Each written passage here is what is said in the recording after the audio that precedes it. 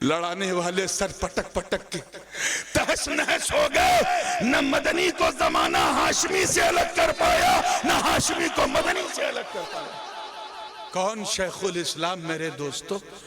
جنہوں نے بچپن سے لے کے آج تک اپنی پوری زندگی کو خدا کی رضا میں فنا کر کے گزارا. ارے ایک دریا میں بھی قطرہ گرتا ہے، سڑک پر بھی قطرہ گرتا ہے بارش کا، لیکن سڑک پہ جو گرتا ہے وہ مٹ جاتا ہے، دریا میں جو گرتا ہے وہ انمٹ ہو جاتا ہے. اور ایسا انمٹ ہو جاتا ہے کہ جب تک دریا رہتا ہے تب تک وہ قطرہ، وہ بوند رہتا ہے. بلا تشبیہ حضور شیخ الاسلام اسی دریائے معرفت میں ایک بوند بن کے ٹپک گئے، اور وہ قطرہ قطرہ نہ رہا، دریا نظر آنے لگا. اب جب تک وہ دریا رہے گا یہ قطرہ رہے گا. انہیں تنہا مت سمجھو، ان کی پشت پر محدث اعظم کی روحانیت سایہ فگن ہے. کون شیخ الاسلام جن کے لیے حضور محدث اعظم یہ کہتے رہے میرے بعد میرا مدنی، میرے بعد میرا مدنی. کون شیخ الاسلام جن کے پیر و مرشد مخدوم المشائخ سرکار کلا کہے کہ اللہ اگر مجھ سے بروز قیامت پوچھے گا مختار اشرف کیا لایا ہے تو میں کہہ دوں گا میں اپنے بھانجے مدنی کو لے کے آیا ہوں.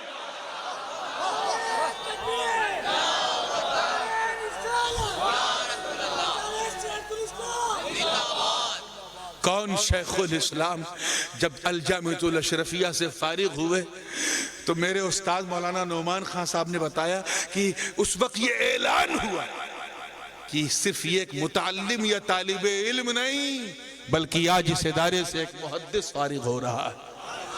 کون شیخ الاسلام جنہوں نے کتابوں پہ حواشی لکھے مدرسے میں تعلیم کے دوران تو وہ حواشی بڑے بڑے علماء کے کام آئے اور انہوں نے تبحر علمی کو محسوس کیا.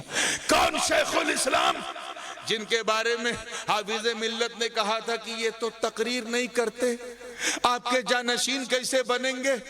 تو محدث اعظم نے فرمایا حافظ جی میں رہوں نہ رہوں لیکن تم دیکھنا مچھلی کے بچے کو تیرنا نہیں سکھایا جاتا.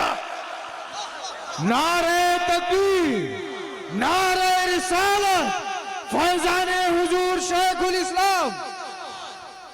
کون شیخ الاسلام میرے دوستوں جو تفسیر اشرفی لکھ کر جس نے یہ اعلان کر دیا کہ احقاق حق اور ابطال باطل کے لیے اگر ترجمہ بریلی نے لکھا ہے تو تفسیر کی چوچے والا لکھے گا.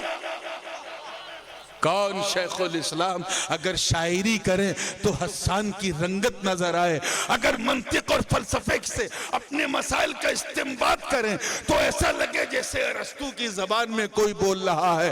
کون شیخ الاسلام اگر کتابت نسواں کے جواز پر فتویٰ دیں تو ایسا لگے جیسے امام اعظم کا تلمیذ رشید بول رہا ہے.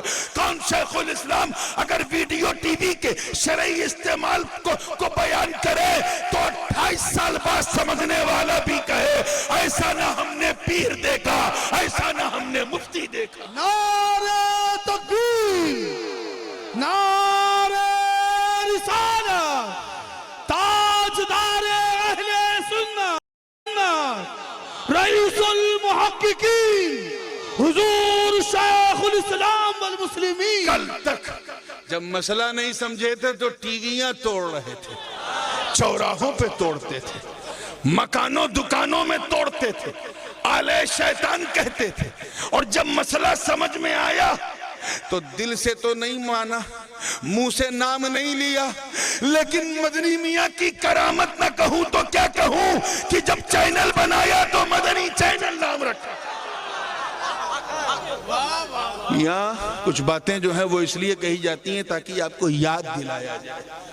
شیخ الاسلام صرف ایک پیر و مرشد کا نام نہیں، شیخ الاسلام ایک مسلک اہل سنت کی ایک چلتی پھرتی پاور مشین کا نام ہے. شیخ الاسلام اگر مسلک اہل سنت کے ترجمان کا نام ہے تو اس ترجمان کی ترجمانی حضور غازی ملت کرتے رہے. آج دیکھو کیا حال ہے. لڑانے والے سر پٹک پٹک کے تہس نہس ہو گئے.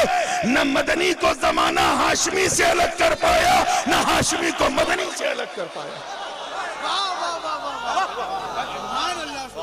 اس لیے میرے دوستو, you are so fortunate to being a مرید of حضور شیخ الاسلام.